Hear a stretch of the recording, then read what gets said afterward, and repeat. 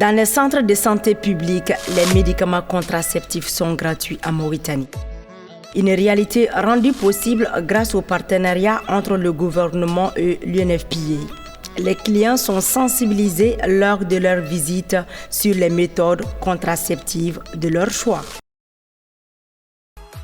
On fait des séances d'éducation le matin de bonne heure aux femmes qui viennent dans la structure.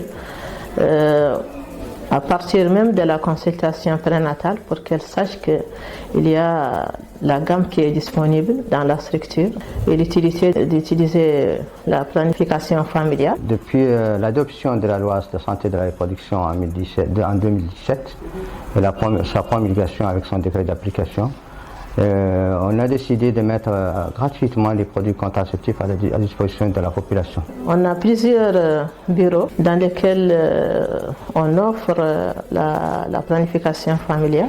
Donc c'est ouvert à tout le monde et selon les conditions de la femme, on lui offre la méthode qui convient à sa santé. Avec notre partenaire principal, l'UNFPA, nous faisons chaque année une quantification des besoins de la Mauritanie en contraceptifs et nous commandons avec le FINIAP ces différentes méthodes et ces différentes molécules. Exceptionnellement, on peut avoir de temps en temps une rupture pour une certaine molécule, mais dans la plupart du temps, on a donc à notre disposition les différentes méthodes contraceptives, qu'elles soient orales, injectables ou bien implantables ou stériles. Ces produits doivent être gratuits pour que le client qui en a besoin puisse y accéder, afin que ce ne soit pas l'effet barrière financière qui va impacter l'accessibilité des produits par rapport aux femmes.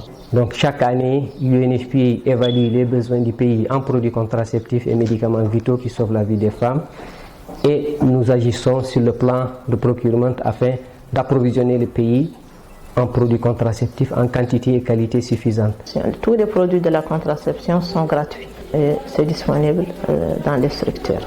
Je peux garantir que normalement, toutes ces molécules orales, surtout injectables, ne nécessitent aucun investissement de la part de la cliente. Peut-être quand on veut mettre un implant, un dispositif intra-utérin, on peut avoir besoin d'un peu de bétadine ou de compresse ou d'un peu de la xylocaïne pour les implants. Mais généralement, ces produits doivent être à la disposition des patientes au niveau des différents centres de santé. De ce fait, il n'y a aucune possibilité que la cliente paye de l'argent en contrepartie de sa contraception. Donc, à cet effet, il n'est pas question que ces produits ne soient pas gratuits, parce qu'un bailleur les a payés quelque part. Et ici, c'est l'occasion de féliciter le gouvernement de la Mauritanie, qui a déjà en 2020 octroyé 27 000 $ pour l'achat des produits contraceptifs. Et nous avons une intention d'engagement pour 2021 à hauteur de 100 000 $. La seule difficulté qu'on a actuellement au niveau du ministère de la Santé, c'est de pouvoir amener ces molécules au dernier kilomètre, c'est-à-dire dans les postes de santé, dans les centres de santé et dans les zones périphériques. Et un projet est en cours avec le concours du Suède, de notre partenaire aussi, pour pouvoir avoir un plan détaillé et défini pour pouvoir approvisionner ces différents secteurs de la santé de la Mauritanie avec ces produits contraceptifs gratuitement.